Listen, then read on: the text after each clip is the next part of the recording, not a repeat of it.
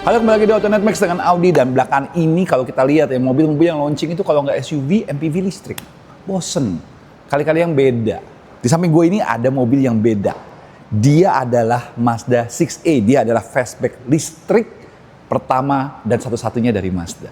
Tambahannya lagi, dia juga penggerak roda belakang loh. Jadi joy to drive-nya Mazda harusnya kental di mobil ini. Penasaran detailnya? Cek terus video ini.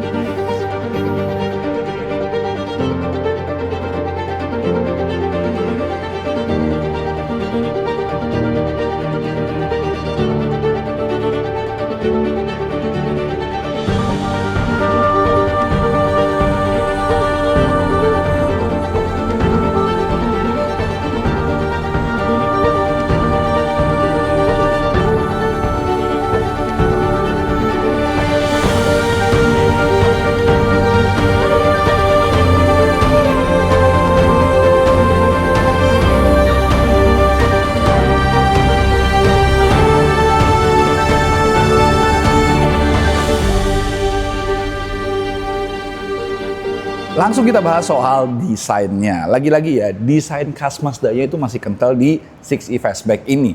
Karena lihat, kodo desainnya, garis-garis kodonya masih ada di sini. Tapi karena dia EV, dia nggak punya grill yang kayak dulu kayak mobil biasa. Gantinya ini dikasih kayak tekstur kayak profile gitu. Di sini juga logo Mazda-nya juga lebih subtle. Bukan yang metal, tapi dia kayak terintegrasi sama satu bidang besarnya di sini. Depan sini juga masih ada kamera juga ya. LED-nya di sini juga, dan lampu utamanya ternyata di bagian sini nih. Dan desain kodo yang terbaru ini, kalau kalian perhatiin ya, nanti akan diaplikasikan juga di beberapa Mazda berikutnya. Itu dia punya kayak satu bidang hitam lagi di bagian bawahnya sini, bikin dia kelihatan lebih bold. Di bagian cluster lampunya juga, sekarang dia sudah mengadopsi kodo yang terbaru. Kalau kalian lihat ya, aksen L-nya di sini, itu lengkap ya, dari sini sampai sini. Dan aksen yang sama itu juga kalian bisa temuin di beberapa Mazda-Mazda kekinian. Tambahan lagi, ada beberapa elemen-elemen desain seperti garnish di sini yang berlanjut ke bagian samping sampai ke bagian belakangnya. Bannya sendiri dia pakai 19 inci 245/45 dengan pelek seperti ini desainnya. Lagi-lagi ala-ala mobil listrik, dia kayak ketutup untuk meningkatkan aerodinamikanya. Dibandingin desain kodo yang kita kenal kayak di Mazda 3 atau di CX-30 yang tampil lebih clean, 6e Fastback ini memang tampil sedikit lebih ramai karena tadi gue bilang ya, banyak kontrasnya. Di sini bahkan dia tambahin satu kayak elemen garnish lagi, tapi kerennya ada tulisan Mazda dengan font barunya di sini. Di sini masih ada chrome, di blackout semua, tapi untungnya chrome-nya cuma di sini doang. Jadi kalau kalian lihat siluet sampingnya ini kayak apa ya, kayak satu garis gitu membelah bagian atas dan bagian bawahnya.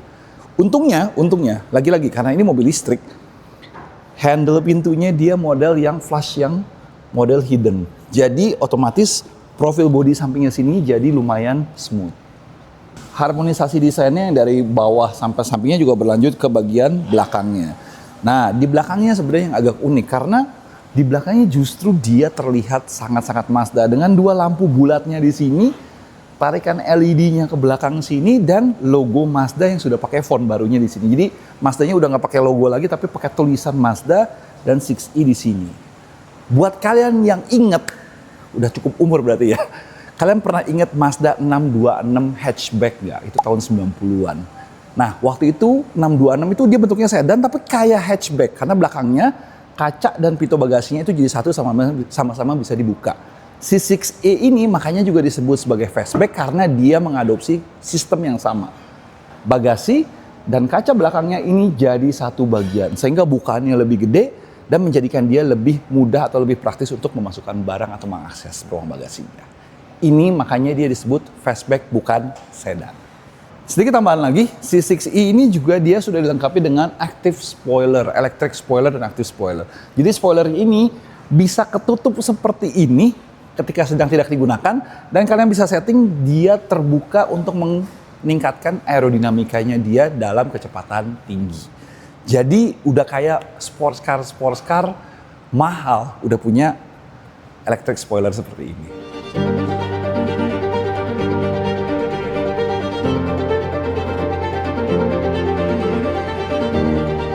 Nah, sekarang kita switching mobilnya. Sekarang yang kita lihat ini warnanya melting copper atau tembaga meleleh kalau diistilahkan.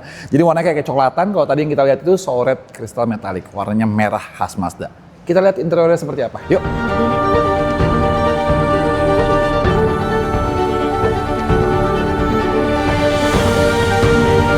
Oke. Sekarang kita masuk ke dalam interiornya si Mazda 6A. Sebelum gue bahas interiornya, bahas dulu dikit ini. Dia frameless. Jadi dia udah nggak pakai frame sama sekali. Jadi kalau dibuka tuh pintunya kelihatan sporty banget. Oke, ditutup. Masuk ke dalam interiornya si 6E. 6E ini punya karakter yang masih Mazda. Terlihat dari ininya detailnya, setirnya juga masih setirnya Mazda, flat bottomnya juga masih ada. Cuma untuk versi Indonesia ini dia kasih kayak mirip yang gue pernah bahas waktu itu di Singapura Auto Show ya. Dia kasih warna coklat untuk interiornya dan dia pakai bahan kayak suede gitu, kayak blue gitu di bagian sininya. Atasnya dikasih kulit dan soft touch. Jadi kesan mewahnya dapat banget. Wajar, karena baik lagi. For your information, Mazda 6e ini panjangnya 4,9 meter. Alias lebih panjang daripada Mazda 6 atau Mazda 6 yang lama. Jadi dia tuh kesannya kayak mobil yang kayak hampir kayak sedan-sedan D segmen, sedan-sedan full size. Jadi otomatis begitu masuk harus kelihatan elemen wahnya biarpun dia EV. Kita mulai sekarang pembahasan dari yang di depan mata kita. Depan mata kita dia ini instrumen cluster, ukurannya 10,26 inci, resolusinya bagus banget ya. Dan layarnya biarpun sebenarnya dasarnya kotak tapi housingnya dibikin khas Mazda. Di sini juga ada HUD, di sini juga dia ada detail-detail logo-logo Mazda segala macamnya. Setirnya lagi-lagi seperti tadi gue bilang khas Mazda, masih ada driver monitoring system di sebelah sini. Dan kalau kalian geser ke samping, layar utamanya itu 14,6 inci di sebelah sini. Interface-nya banyak yang bisa kalian masukin shortcut-nya tuh, seperti ini. Otomatis pengoperasiannya juga bisa kalian akses langsung dari sini. Lagi-lagi cuman, ketika Mazda dulu mengagung-agungkan banyak tombol fisik, sayangnya sekarang mereka mengikuti teknologi dan mengadopsi layar tanpa tombol fisik. Karena tombol fisiknya hanya dipindahkan di sebelah sini aja. Di sebelah sininya tidak ada tombol fisik sama sekali, semua fungsi-fungsi itu diakses lewat layar. Ya, desainnya sendiri dia mengadopsi kayak bertingkat gitu loh ya. Center konsolnya dia kayak ngambang gitu. Kisi-kisi AC karena dia ada layar gede di sini, dia dipindahin agak ke bawah. Di bawah sini kalian masih bisa dapetin wireless charging sama satu tempat lagi buat naruh handphone. Cup holder, ambient lightingnya sampai sini ya. Jadi dari sini sampai ke tengah-tengah sini ada ambient lighting. Dan yang gue suka juga adalah buka center konsolnya itu dari sini. Tuh, jadi ada tombol di sini yang kalian bisa pencet tuh tinggal gini doang. Tuh. Center konsolnya di sini, kalian masih bisa dapetin lumayan banget nih. Gede juga aksesnya. Joknya sendiri materialnya sama dengan si trimnya. Jadi dia sudah pakai suede dan model joknya dia pakai model sport seat, sport jok yang sport lah. Jok model pocong. Kalau di Honda Brio. Tapi lucunya lagi ya, banyak elemen-elemen Mazdanya, tulisan Mazdanya di emboss di sini bikin dia kelihatan lebih wah. Nah, di bagian atas ini kalian masih bisa dapetin juga sunroof dan ada glass roof di bagian belakangnya. Ada satu hal unik yang gue temukan di sini dan gue nggak notice dari waktu gue lihat di Singapura, yaitu ada kamera dong di sini. Jadi dia kayak bisa nge-record luar dan dalam. Nih, tuh. Ada kamera di sini, dia bisa foto dan bisa video. Kayak bisa TikTokan terus bisa kita upload kali ya. Mungkin. Siapa yang tahu. Oke, kita bahas dikit soal interface utamanya yaitu layar ini. Layarnya kalau kalian lihat ya, kalian bisa langsung otak-atik di sini. Mobilnya langsung kelihatan 3 dimensi. Kalau dia kebuka, kalau dia ketutup gitu kelihatan langsung. Terus di sini ada beberapa shortcut yang memudahkan kalian untuk mengakses. Contoh kayak spion, nggak usah nyari-nyari menu lagi, spion gitu loh ibaratnya tuh. Untuk melipat spionnya langsung bisa kelipat spionnya. Untuk naikin kaca, tuh bisa langsung close all dari sini, langsung naik kacanya. Passenger side, driver side. Terus contoh lagi misalnya untuk mobilnya sendiri, tuh bisa kalian ganti-ganti warna aja, lucu banget. Kita cocokin sama ini warnanya koper, nah tuh cocok kan? Dah balik lagi. Belakangnya, bagasi kita bisa buka langsung dari sini, open lift gate atau close lift gate tuh. Tuh, dia langsung kebuka beserta animasinya. Jadi ini lumayan, ya sebenarnya tanpa tombol fisik, balik lagi kalau dia naruh dengan shortcut yang bagus, sebenarnya bisa lumayan aksesibel juga. Tambahan lagi yang keren, dia bisa buat membuka atau menutup si electric spoilernya. Tuh seperti itu. Kalau kalian mau yang lain, dia juga bisa dirubah untuk interiornya. Jadi kursinya sendiri kalian bisa atur, driver seatnya atau passenger seatnya kalian bisa atur adjustmentnya. Ambient lightingnya seperti apa, sunroofnya kalian bisa atur di sini. Buka tutupnya misalnya di close, tuh ketutup semua di atasnya. Terus juga HUD-nya bisa kalian atur nyala atau enggaknya. Terus tetap juga nih, makanya enaknya itu adalah ini juga bisa kalian gedein. Jadi jauh lebih convenient atau jauh lebih mudah untuk mengaksesnya. Di luar akses yang utamanya sini, kita juga masih dapetin driving mode, normal, sport, dan individual yang bisa kita setting. Tadi yang gue bilang, kita bisa dapetin kamera di dalam. Jeng-jeng, kelihatan dong. Tuh kameramen ya. Ini kamera kita kayak gini bentuknya. Ini bisa kita rekam. Kayaknya mungkin bisa kita download dan bisa kita upload. Ada settingnya sendiri yang lebih detail lagi. Kalau tadi fungsi-fungsi yang kita akses lewat shortcut, sekarang kita bisa akses langsung dari sini juga. Lampu, kabin, energy management, HUD-nya sudah augmented reality ya. Driving mode, sih, smart drive-nya, segala macam ADAS-nya, lane keeping dan segala macamnya. Setting AC, display-nya sendiri, sound, voice, kabin kamera sih. Oh, ada gesture recognition untuk menjawab atau menutup telepon. Tuh, ini bisa diaktifkan. Driver distraction alert-nya juga bisa, network, safety, ada warning, my vehicle privacy. Dan lagi-lagi ya, kalian juga masih bisa akses itu, misalnya kayak si AC-nya segala macam, itu dari sini. Contoh ini. Tuh. Ini untuk ventilated seat-nya. Terus kalian juga bisa akses dari suhunya. Tuh, suhunya mau berapa. Ini ada dual zone ya. Tuh. Mau berapa, sunroof, kelipatan, maupun speaker segala macam, bisa kalian atur. Tuh. Jadi balik lagi, untuk kali ini ya, tanpa physical button, Mazda cukup pintar untuk menempatkan semuanya ini di shortcut-shortcut yang gampang diakses di layar ini. Gimana menurut kalian? Tetap susah nggak waktu lagi nyetir ngakses ke sini? Sekarang kita di baris keduanya, si 6e.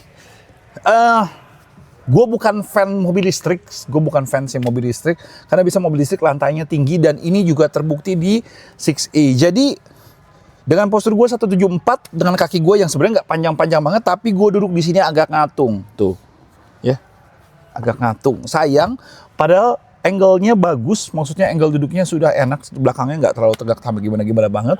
Headroom biarpun dia agak fastback ya, juga masih oke buat gue. Banyak detail-detail Mazda di sini. Speaker Sony-nya lupa tadi gue sebutin di depan, speaker Sony-nya 14 speaker juga tetap ada di belakang dengan logo Sony-nya. Tengah sini masih bisa dapetin kisi-kisi AC dan kalian bisa atur suhunya. Bisa juga kalian atur nih buat maju mundur kursi sebelah sini kalau kalian mau dapetin posisi kaki yang lebih selonjor. Mungkin harusnya gue pindah sini kali ya. Coba. Ini gue majuin dikit. Coba. Berusaha mendapatkan posisi duduk yang, oh iya benar tuh. Kalau ininya dimajuin, gue bisa dapetin posisi duduk yang lebih enak dibandingin tadi kalau dengan posisi duduk gue yang di sini. Karena kaki kayak kurang selonjor ke depan karena lantainya agak tinggi. Tambahin lagi, armrest juga sudah dapat di sebelah sini, seat belt dan headrest 3 headrest di sini juga masih oke. Overall, kalian mau duduk di belakang apa di depan? Lagi-lagi ya, sebuah Mazda harus dikendarai. Joy to drive. Kita lihat bagasinya. Sebuah fastback menawarkan accessibility yang seperti ini. Karena dia kebuka semua sampai sana, jadi kalian masukin barang lebih gampang. Otomatis bibirnya juga nggak terlalu tinggi dan bagasinya gede banget ya. Tuh, kalian masih bisa dapetin beberapa di sini, tapi sayang ini nggak bisa dibuka lagi. Untungnya masih ada tray untuk menutup semuanya dan speakernya juga masih ada. Di sini juga masih ada lagi. Tuh. Oke, kira-kira ini bagasi.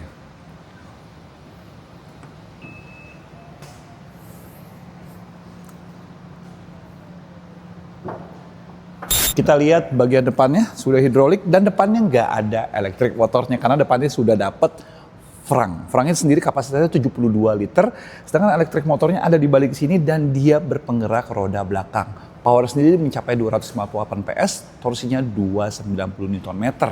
Untuk range-nya sendiri dia mencapai 560 km menurut standar WLTP. Itu didapatkan dari baterai 77,94 kWh dan biasanya kalau standar WLTP 560 actual kita drivingnya dapatnya nggak jauh-jauh dari situ karena biasanya lebih bisa dipercaya dibandingin CLTC atau NEDC. Untuk pengecasan tentu saja dia sudah pakai CCS2, AC dan DC, slow charging dan fast charging. Fast chargingnya sendiri maksimum 20 kW dan dia bisa mengisi dari 10-80% dalam waktu 24 menit saja. Cukup banget.